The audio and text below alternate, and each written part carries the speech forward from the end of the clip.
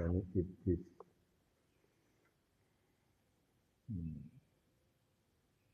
Yang pertama tadi disebutkan, jangan tergesa-gesa dalam mempelajari Al-Quran.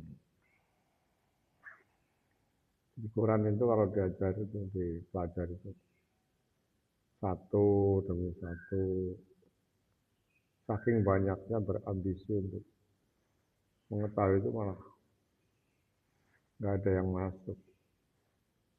Satu, direnung-renungin, kalau perlu dihafalkan, terus diyakini betul sampai terwujud. Kalau sudah terwujud, udah itu menjadi ilmu. Maka biasanya soalnya Robbi zidni ilmu.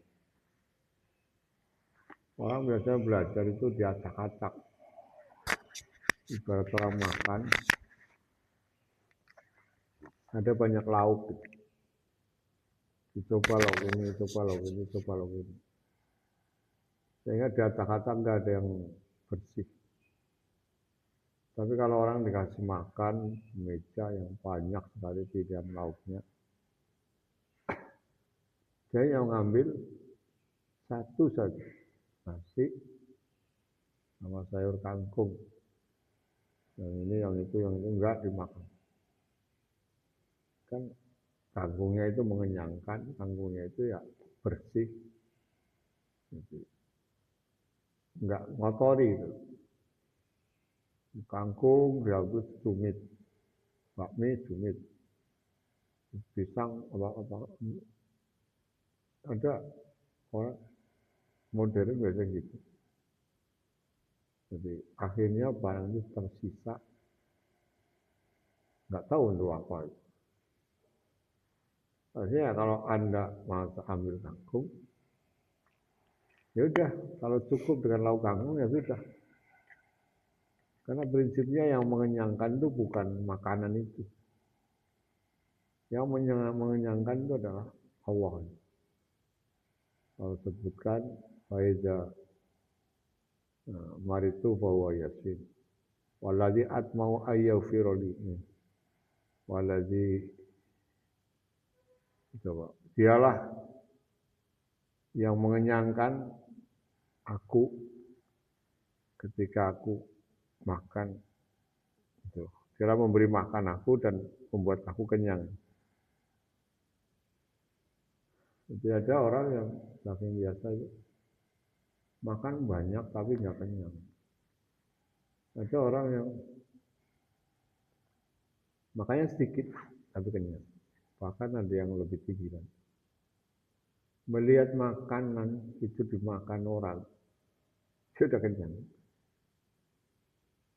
Jadi, ada orang lagi makan betapa lahapnya, menyenangkan. Itu dia udah kenyang. Itu udah tingkat tinggi. Jadi dia melihat seorang miskin, begitu dikasih makanan sama dia, mungkin udah berhari-hari kemakan. Lalu dia sendiri yang ngasih itu belum makan.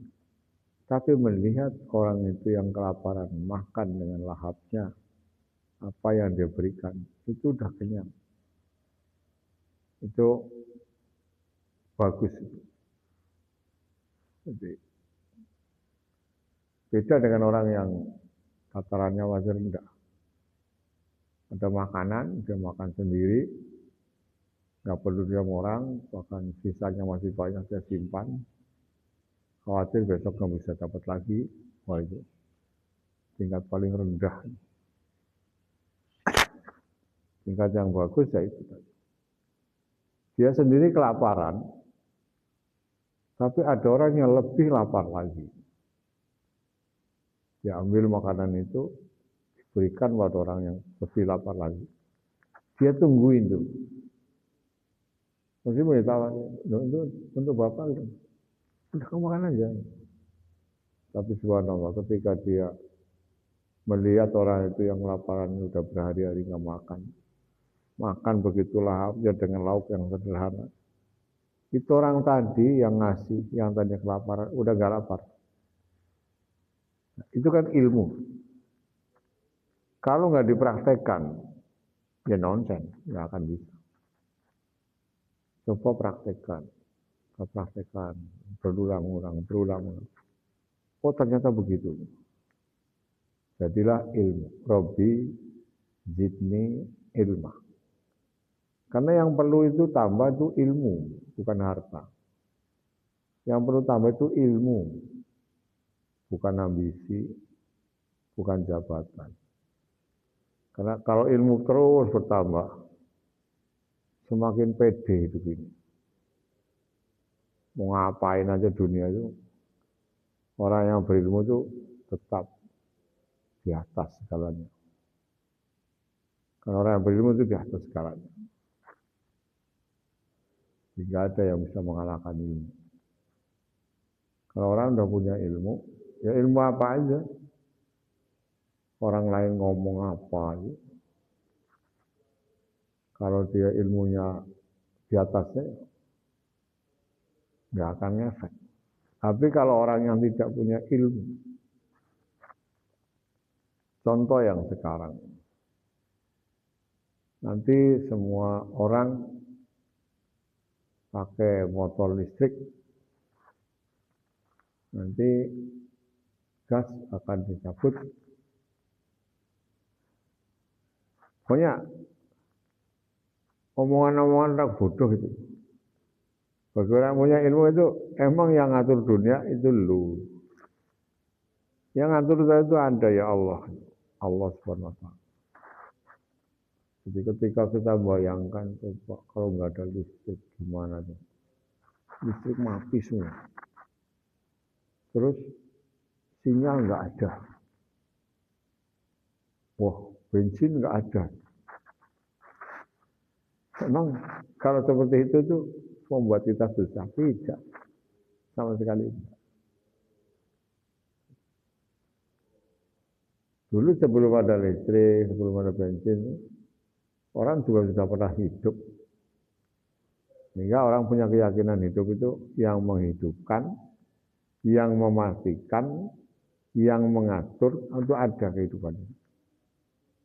Bukan yang ngatur itu pemerintah, bukan yang ngatur orang lain, bukan yang ngatur negara. Semuanya diatur oleh alam Allah Subhanahu wa Ta'ala. Orang udah punya ilmu itu ya tenang-tenang aja. Sebentar lagi akan ada pengurangan karyawan, PHK besar-besaran, panik. Kalau belum punya ilmunya ya panik mas. Kalau punya ilmunya, betapa orang yang libur itu menjadi idaman orang-orang yang sibuk. Orang yang sibuk itu kerja terus menerus. Minggu harusnya libur disuruh masuk. Lembur lagi.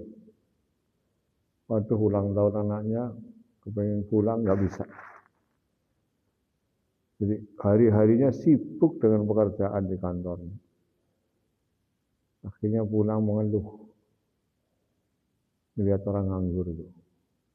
Senang banget ya. Kalau aku jadi dia.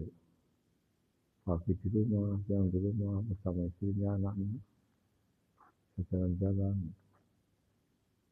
Sebaliknya orang yang nganggur tadi, ketika melihat dia pulang dari kantor, betapa senangnya orang itu kerja dari kantor. Jadi dunia itu dibolak-balik. Jadi nganggurmu itu adalah dambaannya orang yang sibuk. Sebaliknya sibukmu itu dambaannya orang yang nganggur. Dunia itu begitu. Jadi orang yang kaya, saking kayanya, tersiksa. Lalu dia melihat orang yang miskin, fakir, tanpa beban. Dia kepingin jadi orang seperti itu. Nggak dibebani oleh masalah, nggak dibebani. Tapi sebaliknya orang yang fakir, orang miskin, enak banget ya. Pulang pakai mobil, sampai rumah udah ada yang masak, makan tinggal ngomong makan apa, tidur pakai AC, kemana-mana dikawal. Itu bayangan orang miskin. Tapi bayangan yang super kaya ya. Enak banget ya, itu orang kaya gini. Enggak terbebani utang, enggak terbebani tanggung jawab, kemana dia suka. Enggak harus nunggu rumah, dia nggak punya rumah. Enggak harus rawat mobil, nggak punya mobil. Wih, merdeka banget. Sementara dia, ya. Jadi masing-masing itu kalau udah punya ilmunya, nggak ada yang aneh di dunia. Semua dalam skenario, aturan, genggaman Allah. Tuh. Jadi kembali lagi mempelajari ayat-ayatnya itu, satu ayat itu pelajari, renungkan, praktekkan sampai menjadi nyata, terbukti. Untuk kayak tadi saya bacakan, Aqimis sholata liduluki syamsi ila ghasaqil laili wa qur'anal fajr. Inna qur'anal fajri kana masyhuda. Ini ayatnya. Wa minal laili fatahajjad bihi nafilatan lak. Asa ayyab'asaka rabbuka maqaman mahmuda. Titik sampai situ aja. Dan dari sebagian malam, kata Allah, hendaklah engkau bangun untuk sholat tahajud. Niscaya engkau akan kami angkat derajatnya. Ayyab'asa rabbaka maqaman mahmuda. Derajatnya akan diangkat. Jadi orang yang rajin sholat tahajud, derajatnya akan diangkat. Jangan dipelajari derajatnya diangkat itu apakah jadi orang kaya, apa bagaimana. Kerjakan dulu aja. Kamu gak usah bertanya tentang maqamah mahmudah itu apa. Tapi kamu kerjakan dengan benar. Orang kadang-kadang mengerjakan karena salah pengertian. Pengertiannya kalau diangkat derajatnya berarti kaya raya, terhormat, dipandang orang, salah. Sholat tahajudnya itu dikerjakan dulu, terus menerus. Nah itu akan mengetahui maqamah mahmudah itu apa. Karena ayat itu menjadi otomatis. Kalau yang merah dipegang, nyetrum. Itu nggak usah dibolak-balik. Yang hitam enggak. Itu rumus. Kalau kamu sholat tahajud, pasti kamu akan diangkat derajatnya oleh Allah. Terus yang dipersoalkan orang itu sebelum mengamal, diangkat itu maksudnya gimana? Gak usah tanya maksudnya gimana gitu loh. Kamu kerjakan dulu sholat tahajud, nanti kamu tahu maksudnya. Sama dengan orang disuruh membuat resep makanan. Wah ini rasanya enak. Enaknya gimana? Udah dimasak dulu aja, nanti kamu akan merasakan. Enaknya nggak bisa diterjemahkan. Orang berdebat. Ini bakso ini enak banget. Mau enak gimana? Kayak sebagian itu daging terasa begitu. Nggak bisa. Kamu kerjain aja dulu bikin bakso dengan teori itu, terus baru kamu bisa merasakan enaknya seperti apa. Maqamah mahmudah itu kayak apa. Tapi bayangannya itu nafsu saja, syahwat. Maqamah mahmudah itu ya harta yang melimpah, jabatan yang tinggi, dikerumuni orang-orang karena sukses. Bukan. Belum tentu itu bisa jadi itu gitu loh. Belum tentu itu bisa jadi itu. Karena memang Maqamah Mahmud itu kedudukan yang tinggi. Dan juga jangan merasa nggak pernah sholat tahajud. Itu pun saya udah dikasih kedudukan tinggi. Salah. Salah. Itu kan hadiah yang tadi saya bilang otomatis. Saya nyatanya megang kabel merah, nggak kesetrum, nggak ada cerita. Berarti nggak dialirin. Ya. Saya nyatanya nih, kedudukan saya tinggi, saya kaya, tapi saya belas nggak pernah sholat tahajud. Makom saya tinggi, wah, bukan itu. Jadi jangan diartikan itu dulu melalui kemauan kita, tapi kerjakan dulu aja. Saking banyaknya perintah, saking banyaknya sunnah, kan saking banyak itu. Nah, kembali lagi kalau mau makan. Makan kalau cukup lauk dengan nasi dan kerupuk, udah gak usah macam-macam. Nasi, kerupuk, sambal. Meskipun di meja mungkin ada 10, ada 18 menu. Gak usah satu aja. Supaya merasakan, oh ternyata rasanya nasi sama mie begini. Tapi ada mie, ada ini, ada ini. Wow, itu dunia modern. Dunia dulu itu ya makan satu jenis lauk. Nasi, apa? Campur ini. Wow. Bahkan yang seperti itu hina. Kalau orang Jawa namanya nasi kokoh. Nasi bekas orang banyak. Karena lauknya sedikit.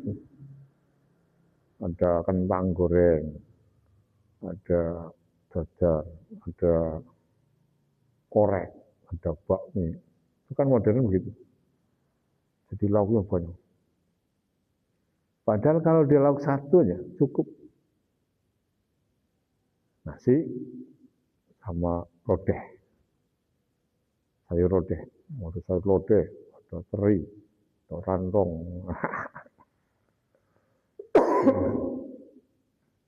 Diacak-acak. Lebih buruknya lagi, sudah ngambil, nggak kemakan, nggak dimakan, saking kenyangnya, atau nggak doyan. Kesimpulannya, belajar tentang ayat, di situ jangan tergesa-gesa.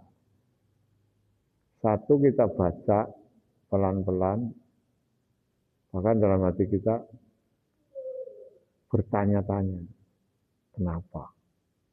Terus dibuktikan. Nah, semakin kita mendapatkan bukti, iman kita semakin kuat. Nggak akan tergoyahkan oleh apapun karena sudah membuktikan. Kayak tadi, ada orang di sana tuh ada bakso murah, enak. Ya karena dia belum pernah ke sana, bagaimana mau mengatakan murah, belum pernah bayar. Bagaimana akan mengatakan enak kalau dia belum merasakan. Tapi kalau dia yang merasakan, di sana betul-betul enak, murah, tempatnya lega. Kamu pernah ke sana? Saya langganan di sana berulang-ulang. Dan rasanya nggak pernah ganti. Enak betul. Karena dia sudah mengerjakannya, itu langganan ke situ berulang-ulang. Ilmu yang diulang-ulang, itu akan ketemu. Manfaatnya ilmu apa? Diulang-ulang. Bukan cuma dipikirkan secara teori. Dikerjakan. Maka ada satu aliran dalam Islam itu, namanya LDI. Agama itu tidak untuk didiskusikan, diperdebatkan. Tapi agama itu untuk diamalkan. Nah, itu ada di dalam model itu. Dalam itu enggak ada debat, enggak ada pertanyaan. Guru ngajar, murid, santri melaksanakan apa yang diajarkan guru. Tanpa pernah mendiskusikan. Apa yang diajarkan guru, lalu kerjakan. Tapi juga kurang bagus. Ketika diajarkan salah, nggak ada yang ngeritik, nggak ada yang mengevaluasi, cukup bahagia. Alhamdulillah.